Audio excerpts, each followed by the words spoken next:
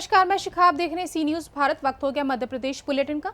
इस बुलेटिन में हम बात करेंगे शिवपुरी की, जहां खनिया धाना के मायापुर थाना के सामने शव रखकर किया चक्का जाम। आगे बात करेंगे टीकमगढ़ की, जहां जिले की यातायात व्यवस्था को लेकर की गई प्रेस वार्ता। ऐसी तमाम खबरों पर विस्तार से करेंगे चर्चा। ग्वालियर शहर की झांसी रोड पुलिस ने फर्जी नंबर के आधार पर चलाई जा रही एक स्विफ्ट कार को बरामद किया है।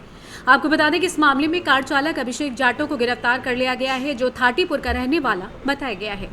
उसका दोस्त प्रिंस भागने में सफल हो गया, जिसकी पुलिस तलाश कर रही है। पता चला है कि अभिषेक जाटो ने एक निजी फाइनेंस कंपनी से सफेद रंग की स्विफ्ट कार फाइनेंस कराई थी, लेकिन उसने फाइनेंस की कंपनी को किस्तें अदा नहीं की। उसे अपनी गाड़ी के खींचने का अंदेशा था, इसलिए उसने फाइनेंस कंपनी की किसी अन्य स्विफ्ट गाड़ी का नंबर अपनी कार पर डलवा लिया और उसी के आधार पर वो कार चला रहा था।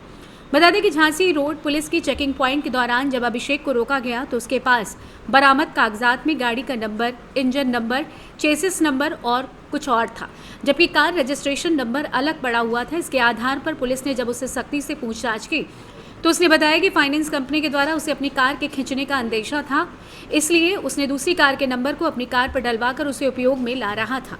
झांसी रोड पुलिस ने कार को बरामद कर आरोपी के खिलाफ धोखाधड़ी का मुकदमा दर्ज किया है। आइए जानते हैं इस विषय में एडिशनल एसपी ग्वालियर निरंजन शर्मा ने और क्या कुछ कहा। झांसी रोड पुलिस द्वारा चेकिंग के दौरान मुखबिर की सूचना पर एक स्विफ्ट गाड़ी को रोककर चेक किया गया। चेक करने पर जो वाहन चालक था उसके द्वारा गाड़ी के पेपर वगैरह रजिस्ट्रेशन चेक कराए गए, तो गाड़ी का रजिस्ट्रेशन के आधार पर तो गाड़ी और गाड़ी का हुलिया और गाड़ी का कलर वगैरह तो सेम था। जब उसका इंजन नंबर और चेसिस नंबर चेक किया गया तो उससे रजिस्ट्रेशन से अलग था, और जब उनसे दोनों पूछताछ की गई चालक से तो उसने बताया कि उसी कंपनी की स्विफ्ट गाड़ी का दूसरी नंबर देख के फर्जी नंबर प्लेट लगाई गई है, और उनके द्वारा चूँकि वो स्विफ्ट कार फाइनेंस कराई गई थी तो फाइनेंस वाले किस्त जमा नहीं करने से खींच के ना ले जाएं, इसलिए उन्होंने फर्जी नंबर प्लेट लगाई थी। झांसी रोड पुलिस द्वारा फर्जी नंबर प्लेट के संबंध में उनके विरुद्ध अपराध पंजीबद्ध कर गिरफ्तार कर पूछताछ की जा रही है। ग्वालियर से सी न्यूज़ संवाददाता शिवम सिंह चौहान की रिपोर्ट। खनिया धाना के मायापुर थाने के सामने शव को रखकर चक्का जाम किया। सैकड़ों यादव समाज के लोगों ने, आपको बता दें कि मृतक के परिजनों ने गांव के ही 4 लोगों पर हत्या कर शव को फेंकने का आरोप लगाया है। सुबह 8 बजे से अभी तक चक्का जाम है। बता दें मायापुर थाना क्षेत्र के ग्राम तेरही का मामला बताया जा रहा है। तेरही गांव के बाहर 50 वर्षीय अधेड़ का शव मिला है। पुरानी रंजिश के चलते युवक की हत्या की गई है। वहीं परिजनों ने आरोप लगाते हुए बताया कि पुलिस एक्सीडेंट बता रही है। पुलिस प्रशासन मुर्दाबाद के नारे लगाए, साथ ही पुलिस पर कार्रवाई न करने के भी आरोप लगाए। मृतक के परिजनों ने मायापुर थाना प्रभारी नीतू सिंह अहिरवार पर लगाए लाखों रुपए लेकर मामले को सुलटाने का आरोप। वहीं जीओपी सहित खनिया थाना पुलिस मौके पर मौजूद, मर्डर की एफआईआर दर्ज करने की मांग पर अड़े परिजन। थाने के दोनों तरफ लगा लंबा जाम, लोग परेशान। शिवपुरी से सी न्यूज़ संवाददाता विनोद सिकरवार के साथ ऋषि गोस्वामी की रिपोर्ट। भैंस ने दिया अनोखे बछड़े को जन्म। 2 नाक 3 आंख 1 कान के साथ पैदा हुआ, देखने पहुंच रहे ग्रामीण। आपको बता दें कि ये अजीबोगरीब घटना शिवपुरी जिले के करैरा तहसील के समोहा गांव में ग्रामीण की भैंस ने एक अनोखे बछड़े को जन्म दिया है। दरअसल नवजात बछड़ा 2 नाक और 3 आंख के साथ पैदा हुआ है। वहीं बछड़े के 1 कान है। जैसे ही अनोखे बछड़े के जन्म की खबर क्षेत्र में फैली, इसके बाद ग्रामीण बछड़े को देखने के लिए पहुंचने लगे।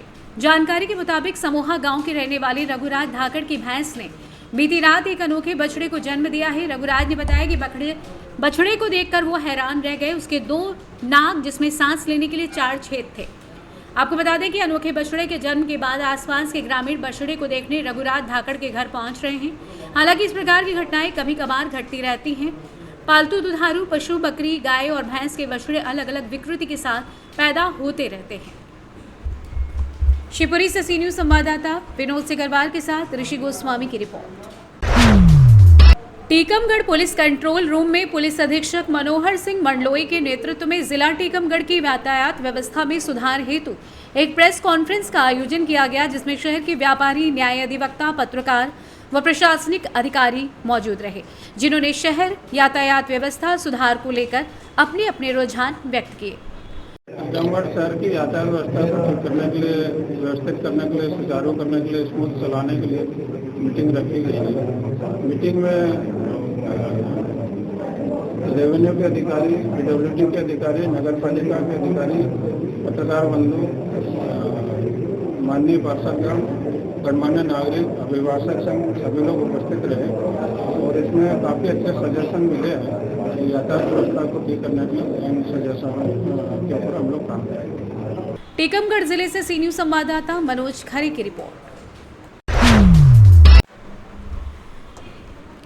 बीमार इंजीनियर के भरोसे चल रहा ओंकारेश्वर के नगर परिषद। बता दें कि सत्ता पक्ष ने नगरीय प्रशासन मंत्री को मुख्यमंत्री को गुहार लगाने के बावजूद भी इंजीनियर की व्यवस्था नगरीय प्रशासन विभाग ने अभी तक नहीं की। देपालपुर से एक अच्छा इंजीनियर भेजा था जिसे मंत्री जी ने यहां से वापस बुला लिया। पार्षद पति कालूराम केवट ने कहा कि 2 वर्ष हो गए परिषद को सिहज 2028 को लेकर नगर परिषद किस प्रकार तैयारी करेगा।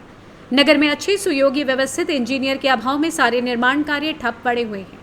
निकाय भगवान भरोसे चल रहा है। वरिष्ठों को अवगत कराने के बाद भी इस ओर कोई ध्यान नहीं दिया जा रहा है। आइए जानते हैं इस विषय में कालूराम केवट पार्षद पति ने और क्या कुछ कहा। वर्तमान में परिषद को बने हुए 2 वर्ष हो गए हैं। इन 2 वर्षों में जो लोक निर्माण विभाग के द्वारा कार्य होना चाहिए, क्या आपको लगता है कि नगर के अंदर वो कार्य हुए हैं? इंजीनियर मुख्यतः जो हमारे वर्तमान में इंजीनियर महोदय हैं वो या तो किसी जांच को चलते हुए बाहर ज़्यादा रहते हैं और बीमारी के नाम से बीमार भी ज़्यादा रहते हैं। अब ऐसी स्थिति में नगर में आने वाले सीएसओ को देखते हुए हम विकास कार्य को कितना अच्छा कर सकते हैं, ये तो एक विचार वाला विषय है। तो कम से कम वर्तमान में नगर परिषद के अंदर अनुभवी इंजीनियर एक सहायक के रूप में होना जरूरी है। तो मेरा एक ही निवेदन है कि नगर में सिंहस्थ को देखते हुए स्थानीय प्रशासन की ओर से वार्डों के काम और नगर के विकास को लेकर अच्छे फुल पेज इंजीनियर की मांग की जा रही है परिषद द्वारा, उसको ध्यान में देते हुए होना चाहिए। परिषद भाजपा की, सरकार भाजपा की और भारतीय जनता पार्टी के नगरीय प्रशासन मंत्री कैलाश विजयवर्गीय जी हैं। क्या उन तक बात पहुंची नहीं है या सरकार यहाँ ओंकारेश्वर ज्योतिर्लिंग को मोहन सरकार गंभीरता से नहीं ले रही है? नहीं, ऐसा नहीं है। मुख्यमंत्री जी और वर्तमान हमारे जो विजयवर्गीय जी है, इनके द्वारा भी ओंकारेश्वर सिंहस्थ को देखते हुए, तीर्थ नगरी को देखते हुए प्रशासन की ओर से संपूर्ण व्यवस्थाओं का कार्य किया जा रहा है और नगर परिषद ओंकारेश्वर और हमारी परिषद के द्वारा इंजीनियर की मांग के लिए लेटर भेज चुके हैं और हो सकता है जल्दी से जल्दी प्रशासन इस पर अमल करें। विश्व हिंदू परिषद और बजरंग दल के द्वारा गो के गाय की तस्करी को लेकर आपको एक ज्ञापन सौंपा गया है। इस ज्ञापन में पुलिस के द्वारा क्या कार्रवाई की जा रही है? इनके द्वारा अभी बताया आवेदन में कि 3-4 दिन पहले एक व्यक्ति है सतीश गुर्जर, ये गौशाला के लिए लेकर कुछ गोवंश यहाँ से गया था। इसके बाद पुलिस को आज इन्होंने आवेदन दिया है, तो अब इस आवेदन की जांच करेंगे। उसके पश्चात ही जो भी विधिवत कार्रवाई होगी। क्या नाम लिखे हैं? आप नाम क्या लिखते हैं? उप निरीक्षक रमेश गौले, चौकीपुर। Thank you. ऐसी सूचना मिल रही है कि कुछ गाड़ियां आ रही है और राह चलती गायों को पकड़ कर भर करके ले जा रहे हैं। तो बजरंग दल के हमारे अनिल पाड़ और बच्चों ने पूछताछ की तो उन्होंने कहा कि करई गौशाला लेके जा रहे हैं। और करई गौशाला में हमने हमारे भक्तों से पूछा तो वो बोले यहाँ पर इस तरह की कोई गाय नहीं आ रही है। तो उसी बात को लेकर के सारे बजरंग दल के कार्यकर्ता और हम लोग यहाँ पर एकत्रित हुए हैं पंचायत कार्यालय में, क्योंकि पंचायत के उप सरपंच ने भी कल यही बात दोहराई थी कि ये करई गौशाला में गाय भेजी जा रही है। और आज उनसे पूछा तो बोले कि करई गौशाला भेजी गई है और मैं आपको बताता हूँ। और करई गौशाला से हमने पता कर लिया वहाँ पर कोई गाय गई नहीं है। अभी पूछताछ चल रही है और इसका अंदेशा है हमें कि कहीं न कहीं गायों की अवैध तस्करी जारी है और बहुत ही अनुचित है।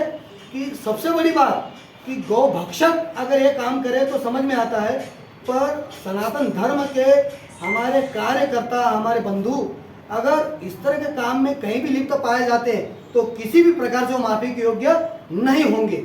मैं चेतावनी देता हूं कि हमारे अगर सनातन बंधु अगर गौ तस्करी में है तो उनको कड़ी से कड़ी सजा हम दिला के रहेंगे।